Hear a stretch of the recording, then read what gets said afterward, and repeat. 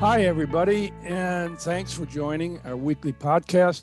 I'm Robin Lewis, founder and CEO of the Robin Report, which, by the way, is much more than a daily report. It really is a knowledge platform. That's what we like to call it, from which we communicate thought leadership on various strategic topics.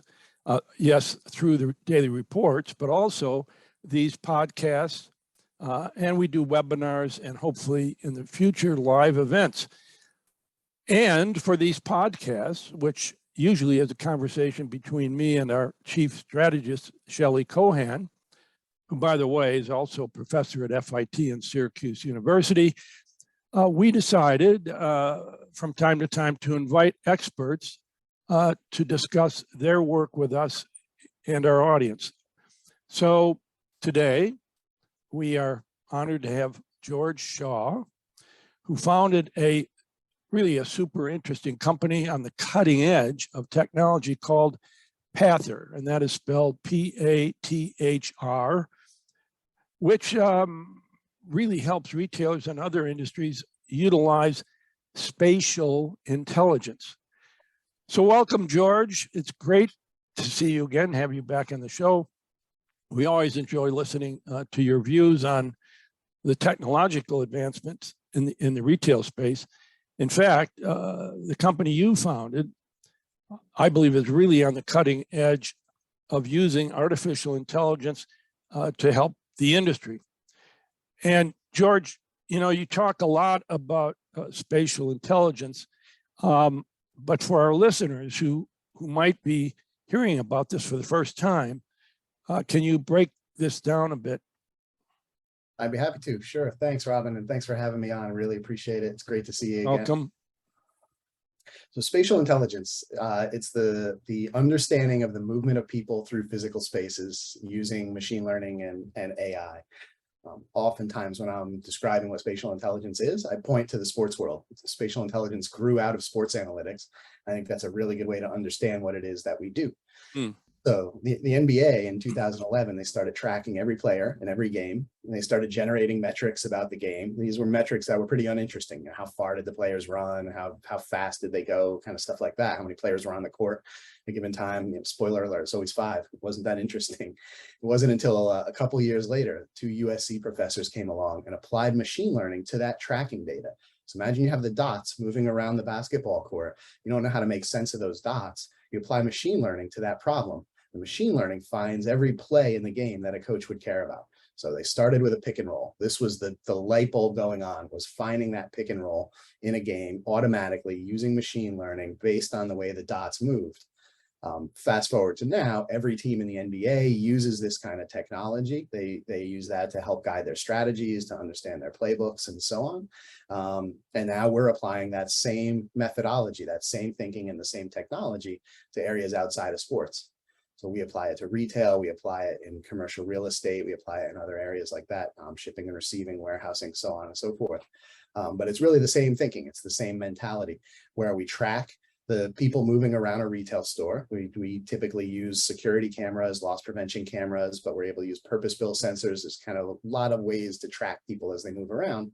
And then we apply machine learning to that tracking so that we can find the plays that are being run on the ground, the things that are happening in the retail store that retailers actually care about. We pull those out with machine learning, and that's spatial intelligence. Well, that's fantastic. And, the retail industry, as you know, is facing really key challenges today, from empty store shelves to labor shortages. So for retailers operating physical stores, these really are critical priorities that need to be addressed. And of course, we've all heard of the looming recession, or maybe not. And we're right in the middle of high inflation, and all this quite, top of mind for many retailers. So you're introducing a data-driven approach that retailers can use to improve their brick and mortar locations. So why should retailers in this down market, so to speak, look to spatial intelligence and retail technology to help them? And the other thing, George, if you can add to that is, what did the pandemic do in terms of accelerating interest in spatial intelligence? Right. Yeah, those are great questions. I mean, I think, retail is in an interesting state right now. It's the downturn has sort of been accelerated by the pandemic. People moved more and more online. This was a trend that was already happening. Retailers have seen this coming for a decade or more. And so this just really accelerated stuff that folks already knew. But I think one of the interesting things as well is the Great Resignation. It's become really hard to staff retail stores. It's really difficult to find enough people. Wages are going up. There's a bunch of challenges associated with that too. And so I think retailers can look to technology. Technology has also come a long way forward in the last couple of years, and retailers can look to that for some advantages. I think those advantages are those things that you want to do as a retailer with technology, especially in a downturn, but really, anytime, fall into two main categories. One is operations. You want your operations running like a well-oiled machine. Every staff member should be doing exactly what they need to do at a given time. You should know what those things are that they need to do. Now that sounds a lot like coaching a basketball team. That sounds a lot like figuring out the plays that need to get run. So retailers need to understand the best plays to be run at a given time. They can do that by benchmarking across locations, understanding movement patterns, tying those to metrics they care about, sales, average transaction, stuff that they're already familiar with, but understanding how their operations impact that, and then figuring out those right plays, and then making sure that those plays are being run across, a potentially very large retail enterprise where you have tens of thousands of workers. You want to make sure that the right plays are being run. And so spatial intelligence really shines there. That's an area where we have a lot of impact, where we have a lot to say. Then the flip side of that coin is consumers and doing the right thing by consumers. Right. And again, this is important always, but especially in a downturn. And then also, in this downturn, especially given that people moved online more and so on, like retailers are facing a lot more competition. So it's a lot harder to capture those consumer eyeballs and that consumer attention. And so retailers potentially have to work harder. They have to give consumers these incredible experiences, a shopping experience like you've had before, maybe in some cases, but just a much better version of it. So there's always a staff member there when you need one. I have a question and immediately somebody shows up to answer my question. That's like magic, right? But that's technology. That's something that spatial intelligence can do. Or fitting rooms, bringing the right clothes into fitting rooms. That's actually not something that spatial intelligence impacts, but it's stuff that other technology can impact. Having the right products on the shelves, making sure that your inventory is on point and up to date. It's kind of all these areas that retailers are focused on that technology can have a huge impact on. So George, in the retail industry, we actually have a name for what we call corporate athletes, because every single day we're making play-by-play game time decisions. So I love how you use that analogy. But one of the questions I have is, I don't think a lot of retailers anticipated the Great Resignation, all these workers and the problems. So if you have spatial intelligence, is it flexible enough that you could use it as a solution for things that maybe you didn't anticipate, like the Great Resignation? Yeah, it's a great question. One of the things that's really important when you're building a spatial intelligence system is that you build it flexibly so that you can address new things that you hadn't thought of before. I think a great example was early in the pandemic. In April, May, June of 2020, we were using spatial intelligence to do social distance analytics. At that point, I had not heard of social distance. Nobody had. We weren't really talking about it. It was brand new, but we were able to pull our spatial intelligence solution off the shelf and apply it to this new problem. So it's really similar to the staffing challenges that retailers have now, which is not something that anybody anticipated. It's not something that anybody planned for, but you're able to bring spatial intelligence to bear on that. I think the thinking is, I love the sports analogy too. I use it all the time. And this is like running a zone defense instead of a man-to-man, right? You want to make better, more efficient use of the players that you have on the field. And oops, I have one less player than I had before. Well, let me make even more efficient use of the players that are left on the field. So it's really that kind of mentality, and spatial intelligence is absolutely able to adapt to that. And the sports analogy is really good, George. Everybody can understand that. So those are very good points that you make. And primarily during this period we are in, as you guys know, reducing costs at the brick and mortar stores is more than critical. So how can they rethink store operations with spatial intelligence? An example that I like a lot from both a technologist standpoint, a retailer standpoint, as well as a consumer standpoint, is thinking about checkouts. So your checkouts, you are an opportunity to optimize and to get specifically what the consumers want, but also to cut staffing costs, because there's a sweet spot. I can open up 1 million checkouts and there's never going to be a queue. My customers are never going to wait in line. And now I've burned a lot of staff dollars unnecessarily, right? Or the flip side of that, I can just have one checkout open and at the middle of my busiest rush on Saturday afternoon, and the line is going to go down the block, but I sure haven't spent much money on staff hours, right? Finding that sweet spot, finding the balance is something where technology like ours really shines. Figure out how many people are in line, figure out the right number of people in line. That's the play that you want to run. Let's figure out just the right play to run, and then make sure that you're sticking to that. And then we can even optimize that in real time automatically. Open and close checkouts automatically, for example. We send a text message to a front end coach or to a store manager to say, hey, your line just grew a little bit too long. You probably want to open another checkout right now. And so our tech is able to kind of help even in real time to close that loop. Wow, that's really interesting. And, you know, we've talked a lot about this idea of embracing data. And there's a handful of retailers that are really tapping into technology to help them with either merchandise placement, retail logistics. You know, how can retailers use spatial intelligence to help them stay competitive in today's market, very competitive market? Yeah, there are a lot of different ways. I think one that's really interesting is benchmarking across locations. So if you have many locations, you want to understand what best practices are that might be spread across those locations. I might be doing checkouts perfectly at store number 14, and I might be doing fitting rooms perfectly at store number 78. I can apply those best practices from across my fleet to every single store. Can understand what those best practices are, and then I can go and make sure that that's the playbook that gets run across a bunch of stores in the fleet. I think that's one that can help retailers stay competitive, just sort of put their best foot forward. But I think another one that's really interesting that I wanted to touch on is about showrooming and people going into stores just to look at the products, and then they acquire the product somewhere else. This is something that retailers have struggled with for a long time. And I think even more so since the pandemic, where people are much more prone to order stuff online. But one of the things we also saw during the pandemic was people were rioting in the streets because they wanted to get into retail stores. People are dying to go to a brick and mortar location and touch products and feel products and see new things that they haven't seen before. And then maybe they want to order it from their phone.